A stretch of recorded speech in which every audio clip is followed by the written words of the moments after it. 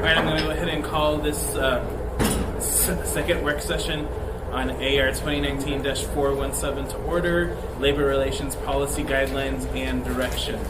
Let's go ahead and start with the introduction, starting on this side. John Weddle. Pete Peterson. Mcguire. Christopher Constant. Felix Rivera. Yeah, go ahead. Blair Christensen, Assistant Municipal Attorney. Raylene Griffith, Labor Relations Director. Khalil Whitman, General Counsel, Alaska Laborers. Dusty Menifee, Chief Steward, Municipal Light and Power. Brent Dyson. All right. So, for today's work session, we're going to summarize the proposed changes, and you have the documents in front of you. Then I'm going to ask Mr. Gates to update us on the request that was made at the last work session, which is sort of prior to 2007. What did guidelines look like? And I think we all got that email, but I'm going to ask Mr. Gates to put that into the record, wherever he went. And then from there we can go into discussion. And I think one of the first discussion points I think would be helpful for the body is to just sort of have a broad background of negotiations and how these would be used in negotiations. So first I'm going to turn it over to Ms. Zelatel to walk us through the proposed changes. Yes, thank you, Mr. Chair. So that would be the S version for you. Really not a ton of changes here. We have another whereas paragraph, just has some definitional terms referenced. The second page, the other whereas, really, I think this one, after the last discussion, gets to the heart of what we were discussing as the sponsors are trying to reiterate, is that this is, these are guidelines to allow everyone to work together to adapt to the changing conditions and achieve mutually beneficial solutions. We thought it was just important to put that in explicitly. Going down in number 1, maybe up to 5 years. We thought that could be permissive based on circumstances. 2, increases in wages, benefits, and other forms of compensation. Idea there is to capture all those things we heard, whether it's APDA and a home car or a clothing allowance or equipment allowance, whatever it may be. It's hard to come up with that one term, so we think that encapsulates it. Put in economic feasibility as municipal economic feasibility, and amongst all of the factors, this list wasn't meant to be a sequential list, so just shifted that there. So that's the primary changes in the S version. Thank you. To be fair, Mr. Weddleton, did you want to walk us through your S1 version? Sure. Excuse me. Wasn't intended to be very far off from what's in either of the two in front of us now. Sorry.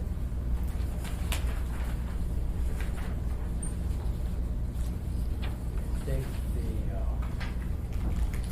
looking at what's in the S, the original one, part 2, where it gathers lots of concepts together in one paragraph. So in some ways I broke those out. So economic feasibility I broke out. And that is,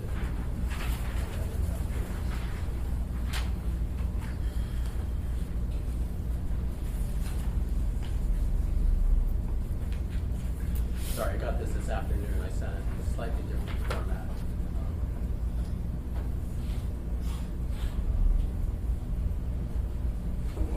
Oh, here we go. Sorry, that's the number 3 here. And it just breaks out economic feasibility and states what some of those things are. Tax cap, of course, is one. Financial impact on citizens, financial impact on municipal services, and so on. And reduction in state revenues. So that feature of part 2 is still in there. CPI is still in there. It's just broken out into a separate category. And I think the way it's phrased here could potentially be this year's CPI, the year of the bargaining agreement. The way the original, and that's very risky. The CPI bounces around quite a bit. 2015 it was 3%, the year before 0.5%, 2016 0.4%, 2015 0.5%, the year before 1.6%. So presumably if you just use the CPI and you're negotiating this, say in 2016, does the workers only get 0.4% increase? I mean, it makes more sense. The nature of the CPI is to use some kind of average over a period of time. So that, which is what we've been doing. So that puts that back in. In that section 2, we talk about bargaining history, market comparisons, past practice, morale. Those are not specifically included in the S1 version. But you know, a lot of things, if you have bad morale, you're not paying enough, and you know, just the workplace is bad, people quit. If they're, you say market comparisons, if the market comparison is that in Omaha or Seattle or Idaho, they're paying more, you don't need a study for that. Your people are going there. They quit, and they go make more money there. So you see that by not being able to fill positions. If you can fill the positions, then that's your market comparison. We must be paying enough, or the work environment is satisfactory. So that's that is in here. Essentially, well, I think that's implicit anyway, but I've got, I'll stay here. Sorry to be stumbling around.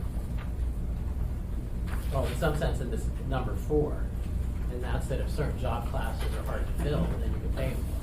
And I think we do that now, but that's how it's done in the world. You know, if you can't find someone to do a job for you, you offer more, you offer more benefits, and that's how you capture those features that are in part 2 in the real world of hiring. What else do I have? I think you have work rules, costs. I think this number 5 is already in number 8, or in 8 and 9 here essentially. Or I'm sorry, or in 7, which is, I think we had a redundant one in the F version. Then I added simplicity and consistency among collective bargaining agreements, and I think that was stated in one of our meetings. Work rules should accommodate shared and traded work with other government entities, and that came about. That was actually something Mr. Dyson has mentioned over time. I've made a list here, and an issue there is we've heard in cases where we might have city workers do the roads on a hillside that are state roads, and they say, well, you want to do that. The state workers don't want to do that because that takes their union work, but it's replacing it with another union worker. And I don't want that getting in the way of doing something we need to do because the state's not doing any obligations on hillside roads.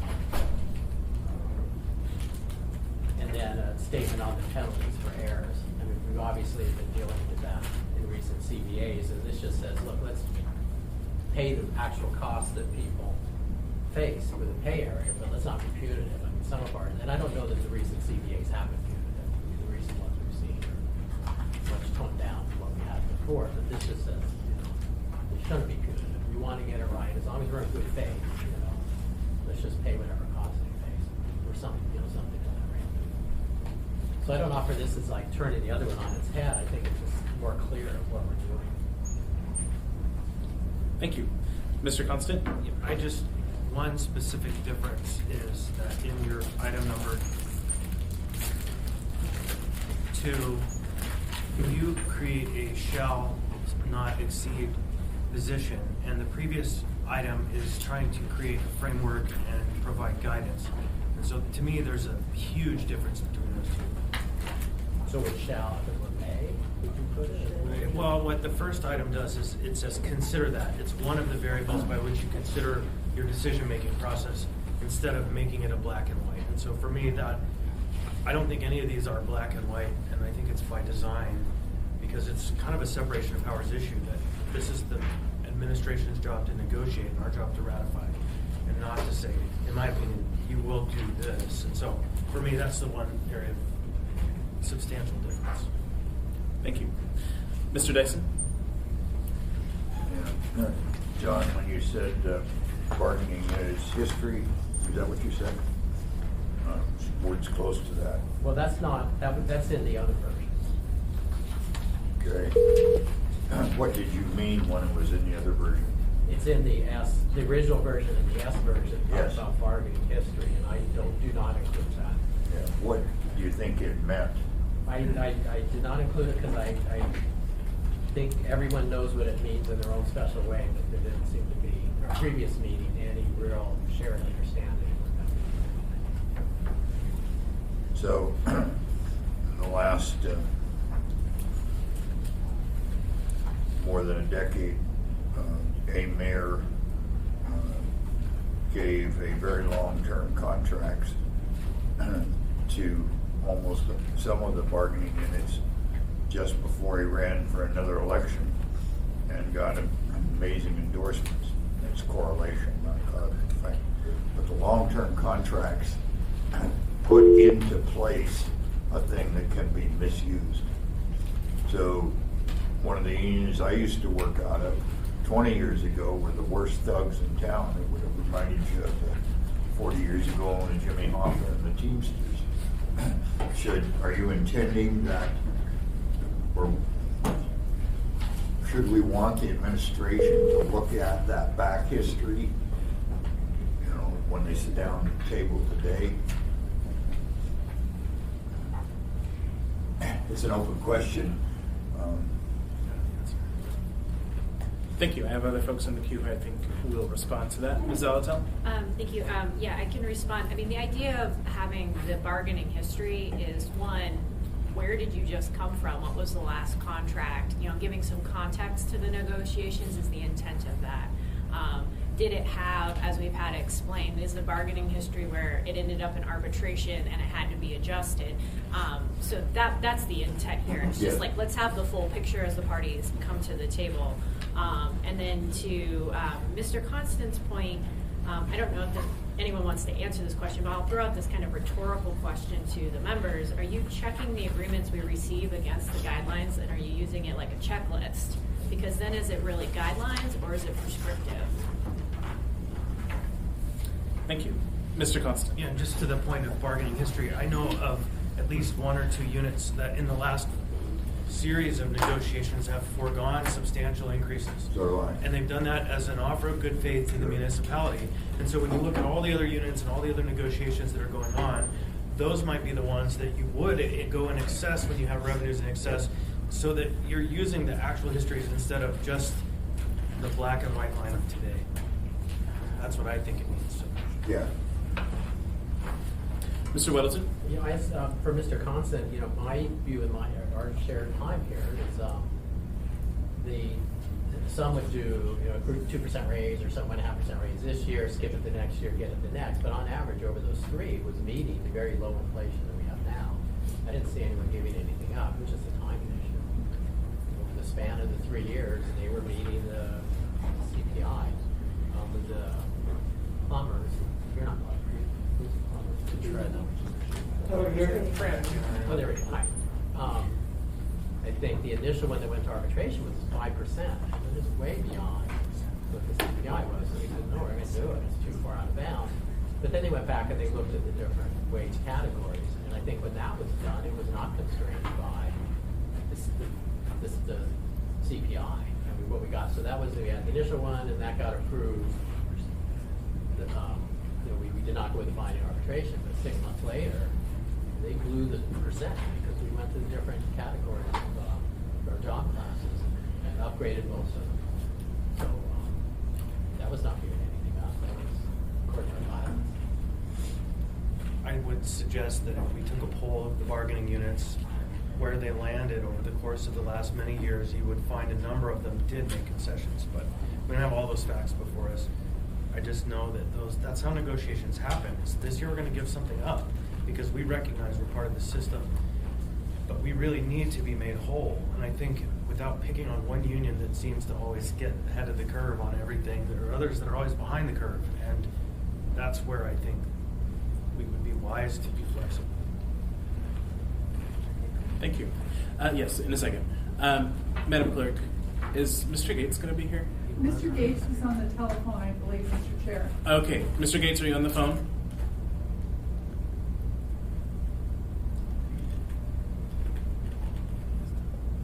Yes, I'm on the phone. Okay, great. So this is just a forewarning. I'm going to be coming to you in a minute so that you can talk about the guidelines prior to 2007. But before I do that, I would like to turn it over to either the bargaining units that are here or the municipal employees that are here to comment on either the S or the S1 versions before us, and then I'll get to you, Mr. Dyson. I just want, Blair Christensen, Assistant Okay. Municipal Attorney. I just wanted to make one clarifying comment to Ms. Salatel's comment about bargaining history. Just so it's clear, when we go into negotiation and the version that the Assembly receives as to what needs to be ratified always has what we call the book version of language in it, which is the language of the past contract. And then if there's a change to the language from the previous contract, it's either struck out or underlined. And so you always have that history within the contract that you receive. And that's the way negotiations are always done, is that you work from book language and then you change that. So we worked from that, and then you will see that when you get it. Yeah, exactly. Did you have any other comments? Did any of the bargaining units want to comment? Sure. I would like to speak to the S1 version, number 5. The Could you say healthcare. your name for the record? Dusty Menifee. Thank you. So number 5, the healthcare portion of this. We have set negotiations and negotiated what percentage of raise we were going to get, and offer to take a percentage of that and put it to the healthcare to get it back to 0 or lower the cost to the employees. That is more of a benefit to the municipality than it is to the employees. They just like to see a lower cost on their check. But if you move a quarter, say it takes a quarter, and move it over there to lower the cost of healthcare, it's fixed, it's easy to budget. If you leave it in the wage, anytime they work any overtime, that's going to increase by whatever the cost of overtime is. And Municipal Light and Power, I'm going to use 2016. It's the only one I've ever really looked at how many hours we work. It's 30,000 hours of overtime. So it fluctuates year to year, but it would actually save you money, and the employees are investing in a higher portion of the healthcare. They're just moving it from the wage over to buy it down. We've done that numerous times over the year. The last time we asked to do that, we were told no, because of the guideline that they want us to pay more into the healthcare. Okay, can I try rephrasing that to make sure I understand it? Sure. So you're negotiating to say, okay, we'll take less dollars per hour, but that the city should pay more of the We move a healthcare. portion of the increase. So let's say you're going to give us $1 increase. We move it down to 75 cents, put a quarter over here on the healthcare per hour off of the average wage to buy down our healthcare costs. Okay. Good. But in the long run, that would save you. Well, the last time I was told no because of similar language to this that's in the current guidelines. Well, the current guidelines don't address benefits at all. It only says wages. Just telling you what I was told. No, I mean, that's not. They wanted us to but put it's- more money toward the healthcare, but that is putting money toward the healthcare. You just don't get to see it. Or maybe I think it doesn't. Maybe is there a line in there? That's right. No, I'm wrong on that. To share a larger increase. Okay, that's good information. Okay. Any other comments? Khalil Whitman, Alaska Laborers. So I want to start by just briefly addressing the S version from the sponsors, and the labor organizations here support the S version. We believe that it captures the intent of the Assembly to be more consistent with the code on good faith bargaining and meeting that obligation. It provides some flexibility for both the administration and the unions to work together, to come together for creative, innovative solutions. And we think that should be the purpose of the guidelines. So a high level to make sure that we can have the tools that we need to maintain a good working relationship. And I want to note for background that the 2010 guidelines, the ones that are currently in place, I cross-checked it with AO37, which a lot of you all are familiar with. It was repealed by the voters, and I think that's a really powerful note. The guidelines did predate AO37, but there were 4 out of 6, I think I found, just after a quick check, at least 4 of 6 of the paragraphs of the guidelines from 2010, so the ones in place, overlap with AO37. And I think that's important to recognize that we respect the voters' intent. And turning to Mr. Weddleton's S1 version. So I want to start by saying I appreciate, so I'm going to offer a critique, but I want to start with, I appreciate that they're well-intentioned, Mr. Weddleton. But turning to my critique, the unions reviewed your notes from the last work session, which I think have some overlap, although, still going through your current draft. We think that the proposal that you put forward, while well-intentioned, is actually more regressive than the 2010 bargaining guidelines in place. And so we think that's a step in the wrong direction, and it really undermines the intent of the proposal from the sponsors, which is the S version, that is supposed to create flexibility and opportunities, again, for the parties to come together. Most of our bargaining sessions across the state don't have guidelines. The ones that do are more about process, and that's really what the case law on good faith bargaining focuses on, is the process of the parties coming together. I think the last few components seem to be solving, so paragraphs 8 through 10 at least, as far as I'm aware, are attempting to fix problems that don't exist, or they haven't been brought forward as a problem across every single CBA. So I think that those are unnecessary. And I think for the reasons that the sponsors have addressed, having essentially a cap through the CPI doesn't capture the reality of the workplace. And that's why there are the additional factors, which I recognize that you asked for definitions. I want to note, as a side note briefly, that history of collective bargaining is actually in the code. It's not necessarily defined clearly, but it is referenced in the code. So I think that that's a factor that, again, we talked about before, I think is pretty clear for both sides of the table. So again, I think that the S1 version really contradicts the spirit of the direction that the labor unions hope the assembly will move. And I think it actually is inconsistent potentially with the definition of good faith collective bargaining in the code and in the case law on good faith bargaining, because those cases really talk about both parties at the table having the authority to reach agreements, and making, the duty to bargain in good faith doesn't compel either side to get to a particular agreement or a particular proposal or make certain concessions. And I think the specificity of your proposal, while well-intentioned, I think actually would put inappropriate limits on the parties' ability to negotiate. And so there are probably case studies or examples of problems that you've heard about in some CBAs here and there, but I think that a lot of those problems can be solved by the individuals at the table. They don't need an across-the-board attempt at a solution for everyone, because we don't believe there's a one-size-fits-all, and I think that's kind of the direction that your version moves in. But I'm happy to hear from others if they want to add to that. Yeah, go ahead. Blair Christensen again. I just wanted to clarify that we seem to be mixing two concepts. One concept is that the code says that the assembly shall give guidance to the administration about collective bargaining, which is what this is. There's another portion of the code that talks about what collective bargaining is and what the requirements of the parties are and what the parties are required to do in collective bargaining.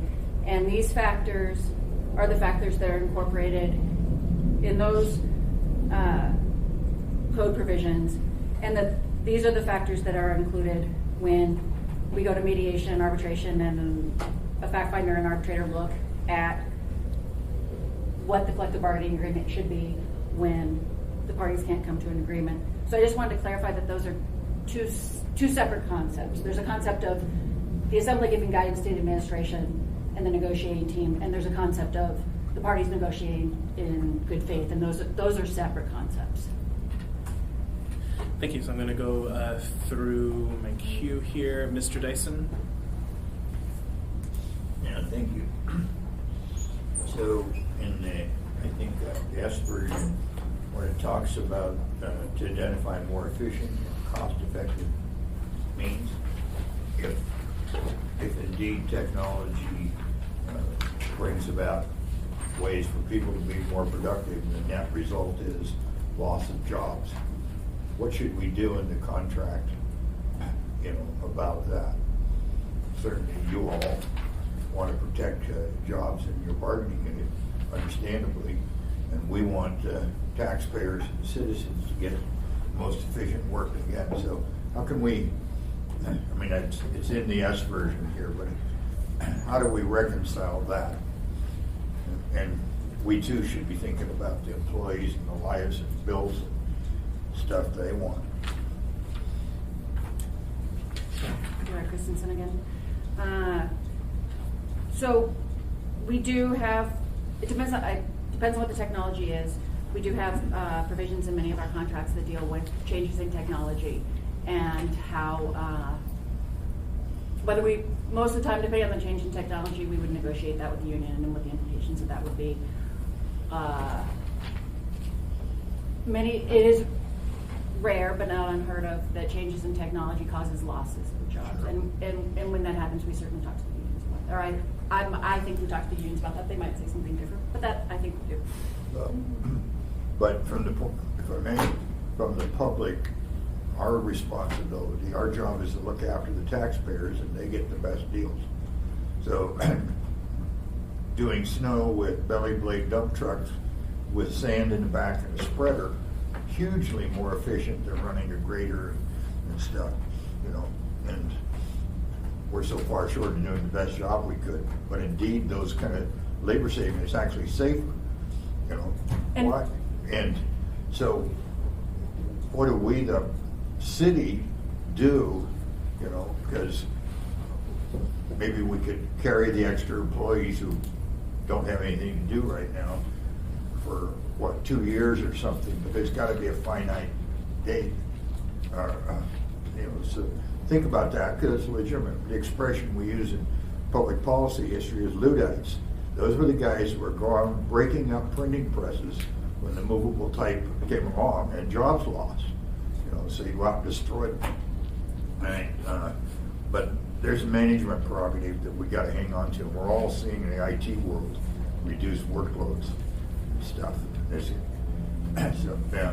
And just in my experience, compulsory arbitration rarely works for the public sector, because there's no need for the units there's no incentive for them to come to a conclusion. They can highball their demands, knowing that virtually always the arbitrators cut the baby in half. But you've got to have something like that with the public safety workers. But it's an imperfect system. I had another point, but I've lost it. Sure. I appreciate your position, Mr. Dyson, but I would say that I feel as though our unions are pretty cooperative on changes in I do technology, too. and it has not been my experience that we face a lot of roadblocks in that area. Yeah, mine either. Thank you. Mr. Weddleton? Thanks. So getting back to some points Khalil made, that, I think I look at the original and the S version, they don't really provide any guidance. They just say, hey, look at everything. But that's kind of the default. And I just recommend, if that's our goal, the first motion should be to repeal our current guidance. And then you have no guidance, which is what S does. It doesn't really give any guidance. It just, hey, consider everything. So the version I put forward is more prescriptive because we claim to be giving guidance. So let's give some clear guidance here. I think taking account the inflation is critical, because that's the reality of our financial situation, sort of, but it's more dire with the city because our tax cap is less than inflation. So that's in there as well. I mean, those are the economic realities for it that they're not considered. So is your view that the last, and some of them are about 3.5 years, but in 3.5 years that the contracts that have allowed inflation increases have been bad and not enough, so that your goal is to do, you want more than that, you want more than inflation to be fair. You would consider more fair. Wait, sorry, I didn't mean to That's okay. interrupt the rest of your question. Khalil within Alaska Laborers. So to address your question about economic factors, the paragraph 2 in the S version references the CPI as one of a set of factors, as well as municipal economic feasibility. And I think that those, among a list of factors, are relevant and are important. And in my experience, and I believe the experience of the other unions, every administration that has negotiated collective bargaining agreements with the unions takes into very extremely serious account the budget and what the economic constraints are. So every negotiations with the city that I'm aware of, and actually every negotiations in the private sector with private employers, that's potentially the number one factor, understandably, unless they have some other, unique circumstances. So I think that is accounted for in the current paragraph 2 of the S version, and it is important, and we acknowledge that, and we've acknowledged that in all bargaining sessions that I've participated in, across the state. So I think economic factors are important, and I think they're accounted for, and I think that paragraph 2 accounts for other factors as well. However, I don't think that having essentially a cap based on the CPI is the appropriate solution. Thank you. Ms. Salatar. Thank you. I wanted to circle back to the comment about the arbitrator. Was it your point that the arbitrator looks to the guidance to assess the party's position? Okay, I got mixed up in what you were saying in terms of that. So this guidance goes out, to the administration or to municipality, but that's it. That's where it stops, right? Okay, I just want to make sure we're on the same page about that.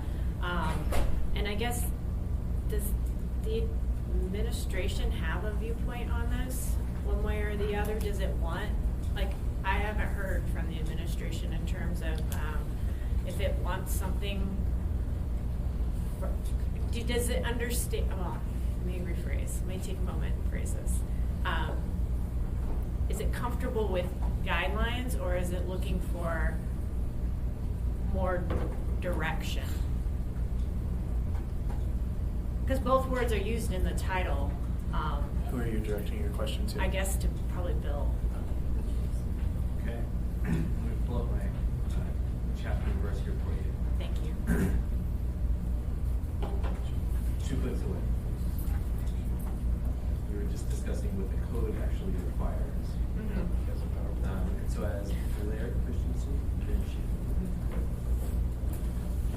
we can't hear that speaker. Good. Oh, sorry. I'll be louder, Dean. So this is Bill Falsey. The code currently says the Assembly shall set general labor relations policy and direction for contract negotiations. That's 37060D. So we would expect you to provide that because that's what the law requires. When we mentioned last time, I think we gave you our candid view that having very directed guidance has been useful in our experience, but may be too much of a straitjacket, and that one way of threading that needle would be to say, this is kind of the target to aim for, unless there's a reason to think that target is wrong. And our suggestion last time around was CPI, pay people tomorrow what you paid them yesterday, probably is the right answer, unless there's a reason to believe that that was incorrect in the past, and we need to fix it, or circumstances have changed, and they've changed in a way that makes it incorrect. Our light preference is that I think you might give us more directory guidance with appropriate escape hatches to attend to reality, but ultimately it is the Assembly's decision, and you are free to give us whatever guidance you like. May I ask a follow-up? So would a statement of, if CPI is referenced, obviously, in the S version is what I'm talking about, and we have a whole list of factors, what I'm hearing is that you guys kind of have a starting point. What we paid yesterday is what we'll likely pay tomorrow, absent there being some change. But there's a whole bunch of factors you could consider in the change. Is that workable? I think, Chair, as we discussed last time, it certainly is workable. As was Khalil mentioned last time, there are a lot of other places that don't have any kind of guidance like this at all. And people just get around the table, think about all of the things that could possibly be relevant to this discussion. They do come to agreement. So it is workable. I think our concern might be that it would be somewhat harder to get to a final answer because when the factors are not weighed for us and there isn't a default that we have to move off of, then there is more opportunity for storytelling and an exercise for disagreement. So we might say CPI and the municipal budget pushes in this direction, and other folks might say, yeah, but morale pushes us in this other direction, and it's harder to kind of come to an answer if we know that we're on CPI, and unless and until we have good reasons to think that we're pushed off of it, we might be able to come to an easier understanding more rapidly. But of course, it's hard to know because we never get to run that counterfactual. I think in some ways we just know that has been our lived experience in the past. That's the world we know. And in the version of the guidance that says put it all on the table and figure it out, that would be a new world for us. Okay, may I ask one final question? Under the current guidance, have there been any contracts that exceed CPI for wages? Or is it considered a hard stop? I think that's a complicated question. CPI for wages as to actual wage increases, that's one thing. You guys get to see some with the financial notes with every contract. And so while wages have stuck with CPI, there might be other benefits that have changed that landscape. Yeah, I think that's right. So the guidance has always been CPI for wages, and we have taken that to be a hard stop. There have been contracts that have gone beyond CPI for wages because, from the employee's perspective, what I made yesterday is at least what I'd like to make tomorrow. So if you adjust the wages for CPI, but meanwhile, medical CPI has gone up wildly. I mean, you want the same benefits you had yesterday tomorrow, the net contract cost can be more than CPI because we're just trying to keep people sort of treading water a little. Okay, thank you. Thank you. Mr. Mcguire? Thank you, Mr. Chair. Brandon Mcguire, Plumbers and Steam Fitters. If I could address a few things. Number one, I do want to echo what Khalil said and Mr. Weddleton and say, while we do appreciate your work, we are a little bit concerned, at least I'm a little bit concerned with your S1 version, and particularly when I think about just a few months ago, sitting through our negotiations that we had, one of the things that we bargained on was the penalty pay. And I remember back a few months, the assembly was in here. It was shortly after the new members came on, and the discussion was over fire and goings on with fire at the time and their dilemmas. But one of the things while listening to that came into my mind, and one of the things that I think about during our negotiations is our penalty pay, which potentially should change soon. Our penalty pay was one of the penalty pays that this body referenced and said, wow, that's really high and it's not reasonable. Specifically you, Mr. Weddleton, at that meeting, you said that 8 hours a day per day for every day wasn't reasonable. I agree with you. And what I will say is when we sat down with the municipality in negotiations, that specifically was addressed. Not only was that addressed,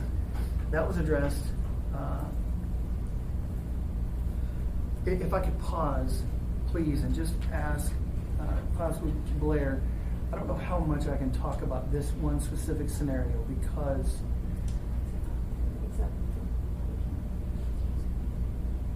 I think it's a public document because it's been added to the agenda already. I believe your contract, what is currently proposed to be your contract is public. Can I discuss the offers prior before we came to the agreed upon TA language? Am I able to talk about that? Can I make a comment? And my comment would be that the plumbers were absolutely reasonable and proactive in their desire to change that provision. I don't know if that's what you're trying to get at. That's where I'm trying to get at, to try to alleviate some concerns that unions are trying to overstep on that. But I want to go back to number 10 again, because that's what number 10 talks about. That is something that we actually collectively bargained.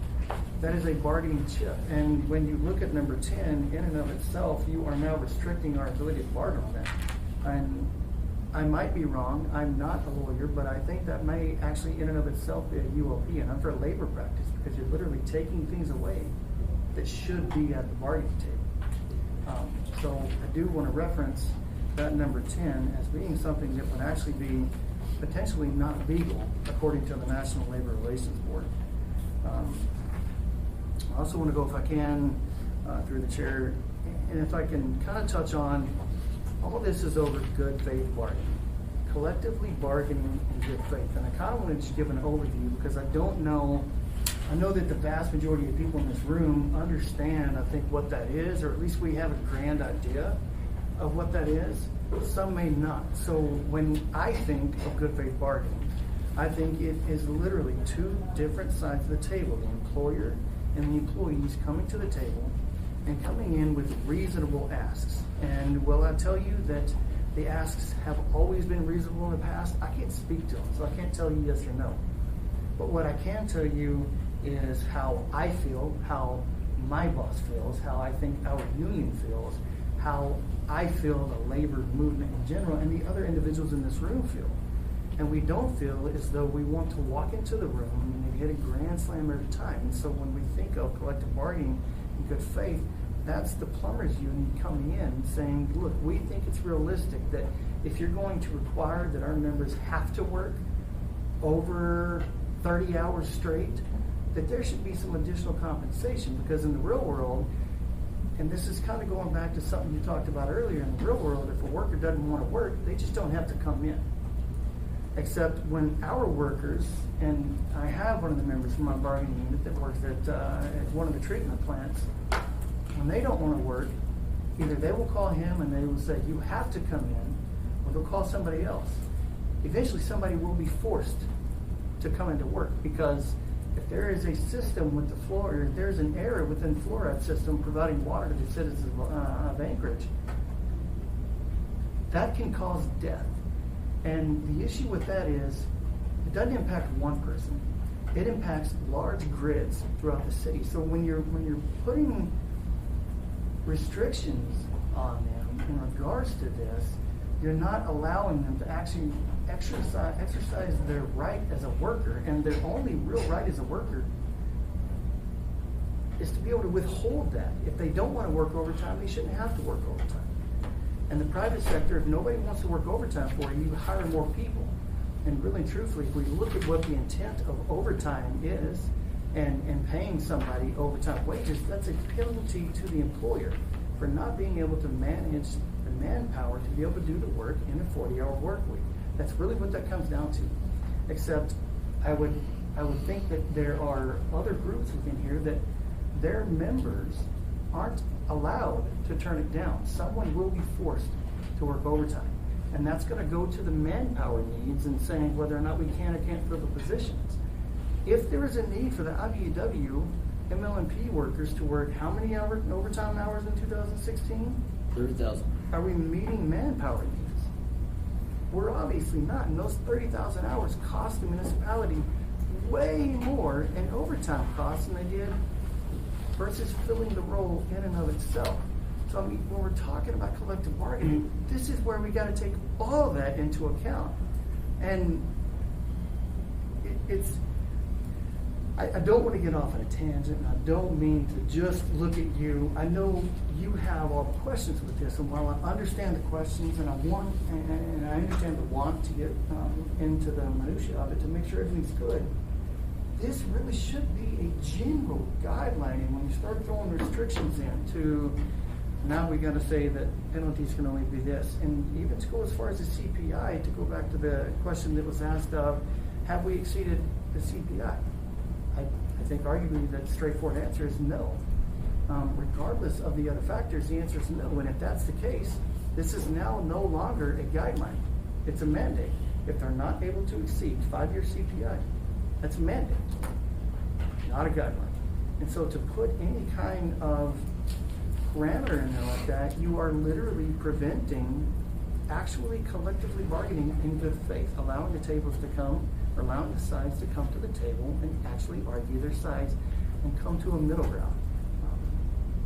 And that kind of touches on something that was mentioned earlier, where the city or the assembly guidelines are separate from the municipal code.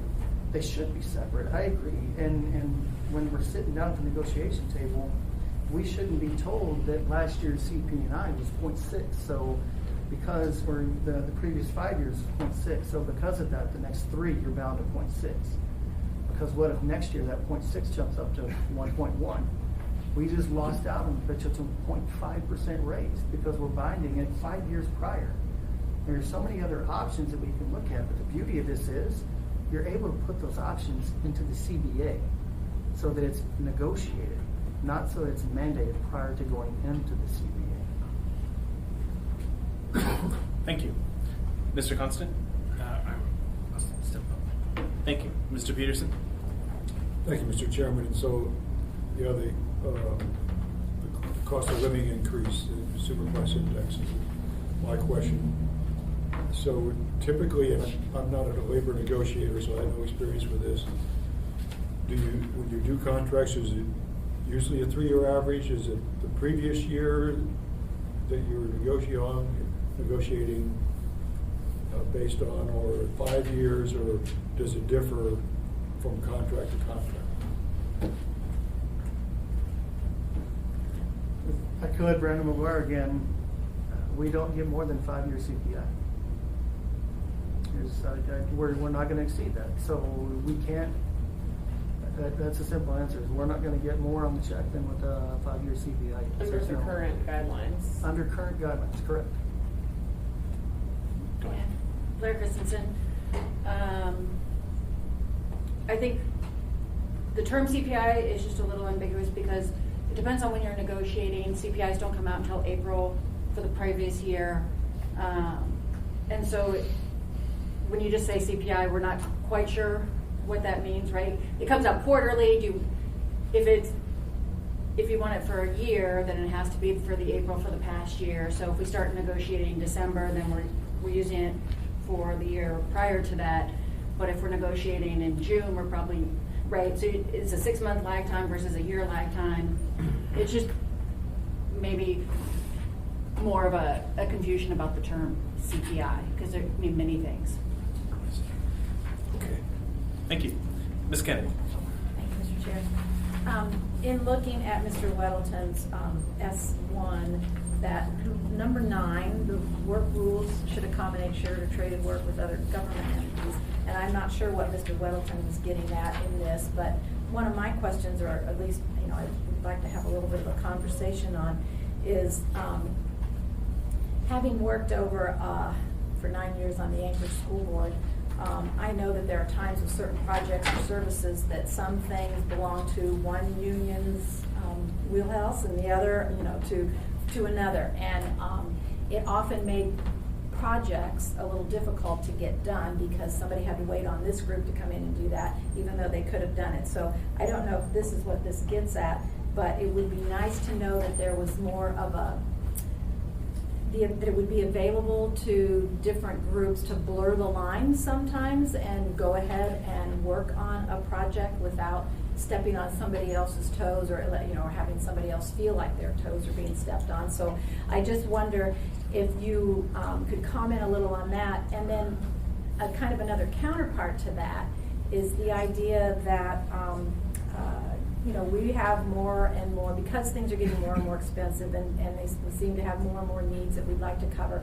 There are groups in the community that would like to volunteer to do certain things. And one of the things that always bothered me the most with the Anchorage School District, we had a group of parents that wanted to paint the gym, and it wasn't allowed because that would have infringed on a contract. And so anyway, that's just kind of my example, but I'm sure it happens in other ways too, maybe planting flowers, in the municipality or something. So those are my 2 things in terms of how do we make sure that we can be a little more cooperative in how things get done, rather than this fear of infringing on somebody's territory. So. Nobody wants to jump in on that. I can jump in unless you want to. If I can jump in just for 1 second, I would just, Brandon Mcguire, again for the record, to address just the volunteerism, and I'm going to let Khalil go with the rest.